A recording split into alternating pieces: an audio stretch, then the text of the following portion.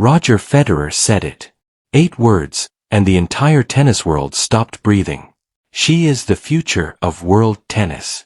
That was the bombshell nobody saw coming. But here's what nobody told you. The story behind why Federer said it is even bigger than the quote itself. A 20-year-old girl from the Philippines, a name most of the world couldn't pronounce 2 years ago, and now, the greatest tennis player who ever lived is pointing at her and saying, "That one." Before you scroll away, ask yourself this: what does it take to earn the blessing of a god? Stay with us, because the answer will change the way you see Alex Eala forever. To understand why Roger Federer's words hit like a thunderbolt, you first have to understand where Alex Eala came from, and more importantly, what she was told she could never become. The Philippines is not a tennis country. That's not an insult, it's just the reality that every Filipino athlete who has ever held a racket has had to wrestle with. Tennis in Southeast Asia has long been the sport of privilege, of country clubs, of children who grow up watching Wimbledon on satellite TV and dreaming dreams that their coaches quietly tell them are too big. The Philippines produces boxing champions, basketball legends, resilient, unbreakable warriors, but Grand Slam champions? That conversation had never even started. Alexandra Maniego Eala was born on May 23, 2005 in Quezon City, Philippines. She is the daughter of businessman Mike Eala and Risa Maniego Eala, a former national swimmer and longtime CFO of one of the country's biggest telecommunications companies. Her maternal grandfather, Bobby Maniego, put a racket in her hand when she was 4 years old. That detail matters because the foundation of everything you are about to hear was laid on a quiet court in the Philippines by a grandfather who believed in something the rest of the world wasn't ready to see yet. At 13 years old, Alex Eala moved to Spain. She enrolled at the Rafael Nadal Academy in Monaco, the same institution that has shaped some of the toughest competitors on the planet. Think about that for a moment. 13 years old, thousands of miles from home, foreign language, a foreign culture, and the task of becoming a professional tennis player in a country where tennis royalty was not just expected, it was demanded. She graduated from the academy in 2023, and between those years, she wasn't just learning forehands and backhands, she was building a mental armor that would later help her stand on the biggest courts in the world and not flinch. By 2022, the world got its first real hint that this kid was something different. At the US Open Juniors, 17-year-old Alex Eala won the girls' singles title, becoming the first Filipino to win a Grand Slam Junior Championship. Back home in Manila, people wept in living rooms. Fathers texted their daughters. A nation that had been waiting for a tennis champion for its entire modern history had finally found one. But a junior title is just a prologue. The real story hadn't even begun. Her early professional years were humbling. Rankings in the 200s, qualifying losses, early exits in ITF events that nobody streams and few people watch. The kind of grind that breaks most young players before they ever get to the stage where the lights are bright and the crowds are loud. In 2024, her ranking hovered around 143 at its best. Respectable, but nowhere near the conversation of someone who would one day make Roger Federer reach for his phone. And yet, she kept going. Every single day. Because here's the thing about Alex Eala that her stats don't fully capture. She was trained in the same academy that gave the world Rafael Nadal's relentlessness. That work ethic wasn't just absorbed, it was installed. What happened next? It would shake the entire WTA Tour, and nobody predicted it was coming this fast. You think you know the Cinderella story? You don't, because in 2025, Alex Eala didn't just enter the ball, she set the entire palace on fire. March 2025, the Miami Open. One of the most prestigious hard-court events in the world, sitting just below Grand Slam status in terms of prestige and importance. The draw is stacked. The favorites are established. The narrative is already written, or so everyone thought. Alex Eala entered Miami as a wild card, ranked 140th in the world. The kind of player that tournament officials give a spot to because they want Filipino fans filling the stands. A crowd draw, not a genuine title contender. At least, that was the assumption. Then, she played. In the first round, she defeated her opening opponent. Fine, wild cards do that sometimes. Then in the second round, she beat Yelena Ostapenko, a former French Open champion. People started paying attention. Then she beat Madison Keys, the reigning Australian Open champion. The whispers became shouts. And then she did something that made every tennis analyst on the planet do a double take. She beat Iga Swiatek, world number 2. 5-time Grand Slam champion, the dominant force in women's tennis for years. Straight sets. As a wild card, Eala registered back-to-back top 10 wins over number 5 Keys and number 2 Swiatek in the same tournament. That had never been done by a Filipino player in WTA history. That had barely been done by anyone at that ranking in recent memory. The stadium crowd in Miami wasn't prepared for it. Filipino fans who had traveled thousands of miles, some of them spending savings they probably shouldn't have spent, erupted in scenes that went viral within hours. Filipino workers in the United States, parents, overseas workers, students, they were all watching on their phones in break rooms and offices and living rooms at strange hours of the night, and they were crying, actually crying. She carries the weight and the support of an entire nation with her every time she steps out on court. That line, written by ESPN, had never felt more literal than it did during those days in Miami. She eventually lost in the semifinals to Jessica Pegula, 7-6-3, 5-7-6-3, after more than 2 hours of battle. But by then, it didn't matter. The result was secondary. What mattered was what she had already done, what she had already proved. A 19-year-old from the Philippines had walked into one of the biggest tournaments in the world with a wild card and had beaten 2 of the greatest players of her generation back-to-back.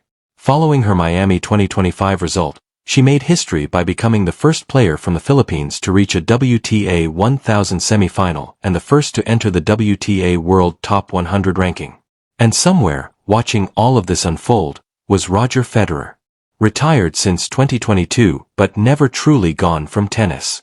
A mentor figure, an ambassador, a man who still watches the sport with the eyes of someone who played it at its highest level for 2 decades. And when he saw what Alex Eala did in Miami, he reached out. Not with a press release, not with a formal announcement, with 8 words that set the internet on fire. She is the future of world tennis. That was it. 8 words, but from Roger Federer, 8 words are a lifetime of validation. The tennis world went absolutely insane. But wait, because here's where it gets complicated. When Federer's words started spreading, not everyone was celebrating. Some legends pushed back, some analysts questioned it, and Alex Eala herself? Her response was something nobody expected. The moment Federer's words hit social media, the response was unlike anything the WTA Tour had seen in years. Not since Coco Gauff walked onto the Wimbledon court as a 15-year-old and beat Venus Williams had a young player created this kind of global shockwave. But this was different. Because this wasn't just a teenager beating a legend. This was the most respected figure in tennis history, publicly anointing a successor. 79% of Talking Points fans picked Alex Eala as their favorite over Coco Gauff, and 89% picked her over Emma Raducanu. Those numbers are extraordinary. They tell you something about the emotional investment the global tennis audience had already developed in this young Filipino player, and how Federer's words poured gasoline on a fire that was already burning hot. But with massive praise comes massive scrutiny. And the debate that erupted online was fierce. One side pointed to the numbers and said, of course, look at what she did in Miami. Look at the ranking trajectory. She reached a career-high WTA singles ranking of world number 40 on February 9, 2026, making her the highest-ranked Filipino in tour history and the first Filipino to break into the top 40, defeat multiple top 5 players and major champions, and reach a level final in the Open era. The data backed the hype. The other side, more cautious, more experienced, raised legitimate questions. One viral run in one tournament doesn't define a career. GOAT conversations require Grand Slam titles, multiple ones, consistency over years, not months. And when you look honestly at Eala's Grand Slam record up to that point, you see early exits, first rounds, qualifying losses. The gap between a brilliant WTA 1000 run and Grand Slam dominance is enormous, and it's exactly where most promising careers stall out forever. Coco Gauff weighed in, not dismissively, but thoughtfully. When asked about Eala at the 2025 Italian Open, one journalist asked Gauff how much Eala's recent surge in attention reminded her of what she experienced early in her own career. Gauff's answer was measured and generous, acknowledging that Eala was handling the spotlight with remarkable composure for someone her age. Coming from a player who had lived through that exact kind of pressure herself, it meant something. The WTA Tour itself seemed almost caught off guard by the magnitude of Eala's popularity. Alexandra Eala is one of the biggest stars in professional tennis. The Filipina attracts massive crowds wherever she goes. However, the powers that be hadn't done enough to capitalize on her popularity, often scheduling her at strange times on smaller courts. That frustration from fans was real and documented. Here was a player capable of filling stadiums, and tournament organizers were sometimes treating her like a mid-tier draw. That changed in Dubai in February 2026. Tournament organizers finally made the right call and gave her the spot she deserves. Eala was scheduled last on center court, the most coveted spot in the sport. And she delivered. In Dubai, Eala beat Jasmine Paolini, a top 10 player and two-time Grand Slam finalist. She beat Sorana Cîrstea. She reached the quarterfinals before losing to Coco Gauff. But not before her career-high ranking jumped to world number 32, an astronomical rise in the space of less than a year. The debate about whether Federer was right was becoming less and less debatable. And all of it, every headline, every viral clip, every argument on social media was circling back to the same question. Who exactly is Alex Eala? And can she handle what's coming? Here's what the numbers don't tell you. Here's the part of Alex Eala's story that will make you understand why Federer's words weren't just praise. They were a warning. Every great story has a chapter nobody wants to talk about. For Alex Eala, that chapter is written in the margins of the matches she lost. Because the losses are just as important as the victories, and understanding them is the only way to truly understand the scope of what Federer saw in her. The 2026 Australian Open, her first ever main draw appearance at that particular Grand Slam, the moment every Filipino fan had circled on the calendar. And it ended in heartbreak. Despite taking the first set 6-0, Eala would ultimately suffer a first-round defeat to Alicia Parks, ranked 99th in the world, 6-0, 3-6, 2-6. Parks overwhelmed her with pace and a booming serve. After dominating the first set completely, Eala couldn't sustain it. The American hit 12 aces. Eala had won. That match told a story within the story. Against elite and even lower-ranked opponents with big serves, she cannot afford to rely solely on her return game to control matches. Adding more bite, variety, and confidence to her serve will be crucial, especially in moments where she needs a free point to stop momentum or close out sets. That's the honest assessment. That's what separates a great player from an all-time great player. The serve. The ability to win free points at critical moments. The ability to maintain a first set level for 3 complete sets against opponents who study you, who adapt you, who come into the match having mapped every pattern and tendency you have. Then there was the Dubai quarterfinal against Coco Gauff. Eala stated after the heavy 6-0-6-2 loss, "There's still definitely a gap between me and Coco." That quote was striking, not because it revealed defeat, but because it revealed self-awareness. In an era of social media performance and carefully managed public images, a 20-year-old admitting openly that there's a gap between her and one of the best players in the world is a form of intelligence that very few young athletes possess. It's the same quality that Federer himself was known for throughout his career, not arrogance.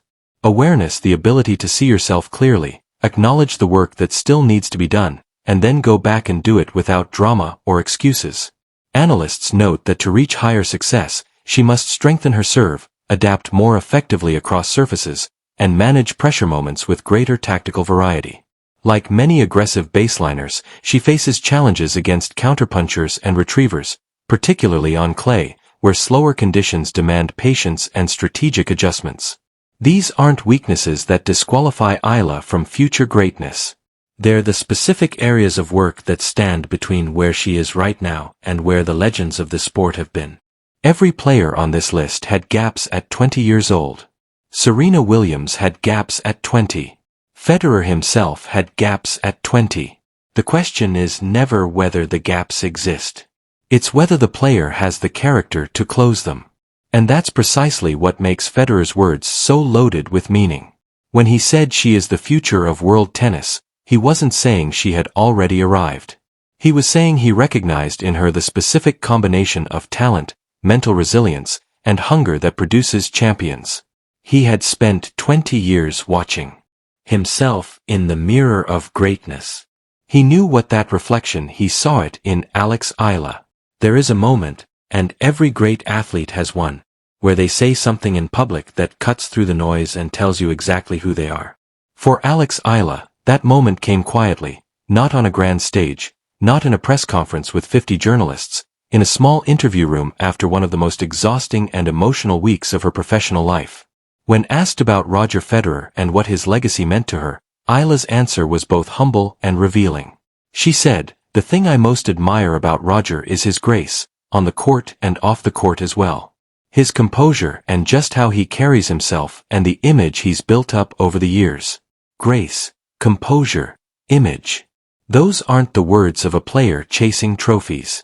Those are the words of a player who understands that greatness is not just about what you achieve, it's about how you carry yourself while you're achieving it. It's the insight of someone who is already thinking beyond rankings and titles, someone who is building something larger than a career. She added something else, something equally telling. That her idol, Federer's retirement, reminded her that even the greatest are, in the end, human. She said, "These great players blazed a trail for so many other young tennis players and young athletes, and that their departures felt like a reminder that they're also people." Think about what that means coming from someone who is now being described as a potential successor to that very legacy. She is not deluded by the hype. She is not drunk on the applause of millions. She is a young woman who looks at the icons she grew up watching, who watched them retire, and who understood that the window of greatness is finite, and that therefore, every day of work, every session on the practice court, every quiet and unglamorous morning of grinding matters. Every appearance in a Grand Slam main draw, every upset and every match reinforces a growing belief back home that Filipinos belong in world-class tennis. That weight, the weight of representing not just herself but an entire nation's belief in its own potential, is something most tennis players never have to carry. Federer played for Switzerland, but Switzerland had already produced champions, already had a place at tennis's table. Eala is building the table from scratch for her country. The people of the Philippines feel that. A Filipino worker in Abu Dhabi said, "Since the Pacquiao era, no Filipino athlete has captured the nation's collective spirit in the same way Alex Eala did." That comparison to Manny Pacquiao, one of the most beloved athletes in Philippine history, says everything about the scale of what Eala has already become at 20 years old. And she hasn't won a Grand Slam yet. Let that sink in. The impact she has had on a country of over 100 million people. The pride, the joy, the sense of global belonging she has given them. And she hasn't even reached the peak of what she's capable of. What happens when she does? What happens when Alex Eala lifts a Grand Slam trophy? If Federer's 8 words broke the internet, that moment will stop it entirely. We've reached the part of the story that separates the good players from the legends. The part where the real question gets asked. And it's not about rankings or trophies or titles. It's about legacy. Stay with us for one more chapter, because this is the one that matters most. Alex Eala's story is not just a tennis story. It is a story about what happens when talent meets courage, meets sacrifice, meets the unbreakable belief that you belong somewhere, even when nobody around you has ever been there before. Federer's bombshell wasn't just a compliment, it was a recognition, a confirmation that what millions of Filipino fans have believed for years is real and that the rest of the world is finally catching up. The question we leave you with today is this, and drop your answer in the comments because this debate is just getting started. Is Alex Eala on track to become not just the best Filipino tennis player in history, but one of the greatest women's players this sport has ever seen? Or is the hype outrunning the results? The courts of 2026 and beyond will give us the answer. But right now, the greatest player who ever lived says yes, and that means something.